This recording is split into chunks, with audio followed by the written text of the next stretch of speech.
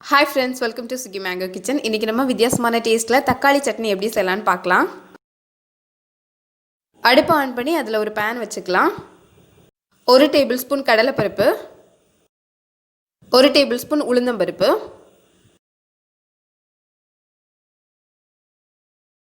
1/2 tablespoon ஜீரகம். இந்த மூணையும் நல்லா வறுத்துக்கலாம். கொஞ்சம் கலர் சேஞ்ச் ஆகி நல்ல பிரவுன் நிறத்துல நல்ல வாசமா வரும். இந்த மாதிரி வறுபட்ட உடனே அதை எடுத்து இன்னொரு பாத்திரத்தில் மாற்றி வச்சுக்கலாம். இப்போ அதே பாத்திரத்தில் 1 டேபிள்ஸ்பூன் எண்ணெய் ஊற்றிக்கலாம். அதில் 5லேருந்து 6 வரமிளகா சேர்த்துக்கலாம். காஞ்ச மிளகா. அது லைட்டாக சூடாகி வறுபட்ட உடனே அதையும் எடுத்து தனியாக வச்சுக்கலாம். இப்போ அதே பேனில் கொஞ்சமாக எண்ணெய் சேர்த்துட்டு ஒரு பெரிய வெங்காயம் சின்ன சின்னதாக கட் பண்ணி வச்சுருக்கிறது அதையும் அதில் போட்டு நல்லா வதக்கலாம்.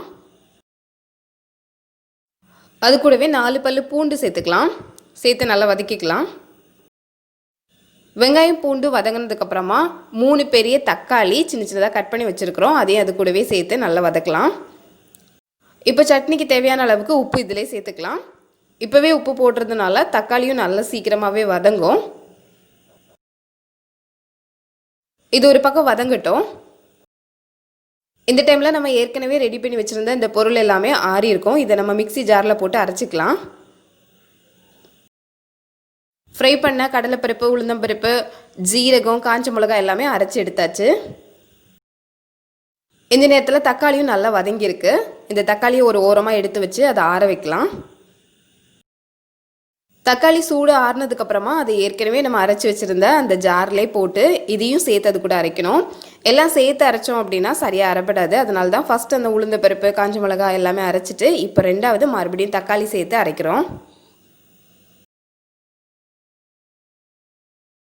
இது இப்போ அரைச்சி எடுத்தாச்சு. நல்ல பேஸ்ட் மாதிரி தக்காளி சட்னி ரெடியாக இருக்குது. மறுபடியும் பாத்திரத்தில் கொஞ்சமாக எண்ணெய் சேர்த்து அதில் கடுகு, உளுந்தம்பருப்பு, கருவேப்பிலை இது போட்டு நல்லா தாளிச்சிக்கலாம்.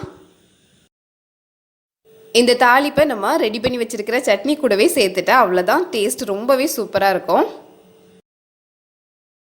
இட்லி, தோசை, ஊத்தப்பம் இது எல்லாத்துக்குமே நல்லா காரசாரமாக இருக்கும். கண்டிப்பாக ட்ரை பண்ணி பாருங்கள்.